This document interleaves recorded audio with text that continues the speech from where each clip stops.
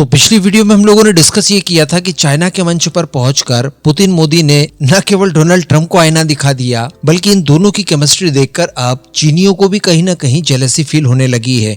और चीन का पूरा मीडिया, सोशल मीडिया इसी बात को लेकर ट्रेंड कर रहा था, जिसमें हम लोगों ने डिस्कस किया था कि पुतिन और मोदी किस तरह से मिलते हैं, कैसे हैंडशेक करते हैं, कैसे हक करते हैं ईच अदर, और किस तरह से इन्होंने एक प्राइवेट डिस्कशन कार के अंदर किया। तो मोरल ये निकला था कि चाइना चूंकि अल्टीमेटली भारत का एनिमी नेशन ही है, कल भी था, आज भी है और संभवतः आने वाले समय में भी रहे।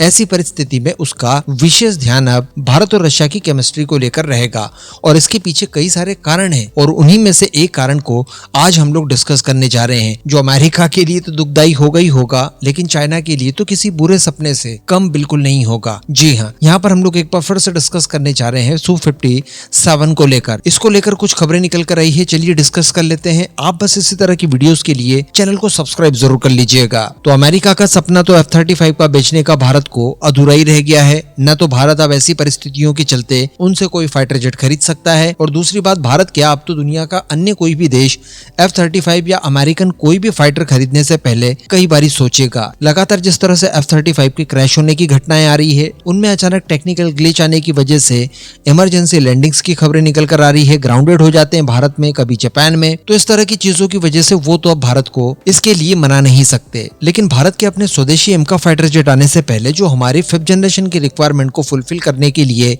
एक विकल्प की तलाश की जा रही थी, उसमें हम सभी जानते हैं कि रफाल के साथ साथ Su-57 आसानी से फिट हो सकते हैं।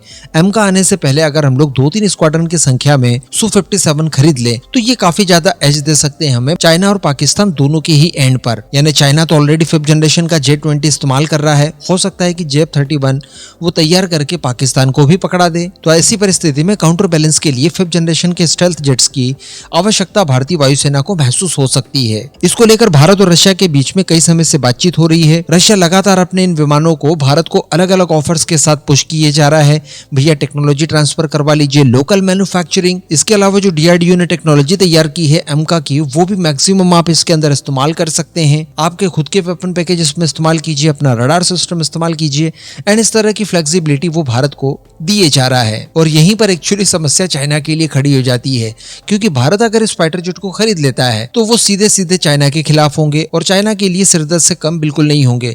साथ ही हम लोग रशिया से S-400 ऑलरेडी खरीद चुके हैं, उसके अच्छे प्रदर्शन को देखते हुए एडिशनल फॉलो ऑन ऑर्डर देने की बात कर रहे हैं। S-400, S-500 ये मेक इन इंडिया के तहत भारत में बनाए जाए, इसको लेकर भी डिस्कशन किया जा रहा है।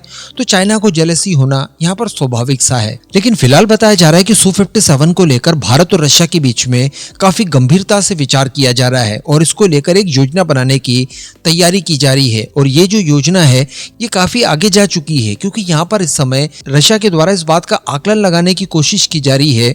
वो इवेल्युएशन कर रहे हैं कि अगर भारत में Su-57 का निर्माण किया जाए, वही नासिक वाली HAL की फैसिलिटी में जहाँ पर Su-30 विमान हम लोगों ने तैयार किए थे, तो इसकी कॉस्ट वगैरह कितनी आएगी, कितना इसमें इन्वेस्टमेंट करना होगा, इन सब को लेकर ये लोग विचार कर रहे हैं। कहने का मतलब आप ऐसा समझ लीजिए कि भारत के द्वारा अभी तो इसको लेकर कोई भी ऑर्डर वगैरह नहीं दिया है, लेकिन ये HAL की नासिक फैसिलिटी में Su-57 को बनाकर तैयार कर पाए, इसके लिए क्या क्या चीजें जरूरी होंगी, इसमें कितना खर्च आएगा, कितना इन्वेस्टमेंट करना होगा, इस बात को लेकर ये लोग प्लानिंग कर रहे हैं। तो कहने का मतलब ये हमारे ऑर्डर देने से पहले Su-57 को भारत में तैयार करने की तैयारियां कर रहे हैं।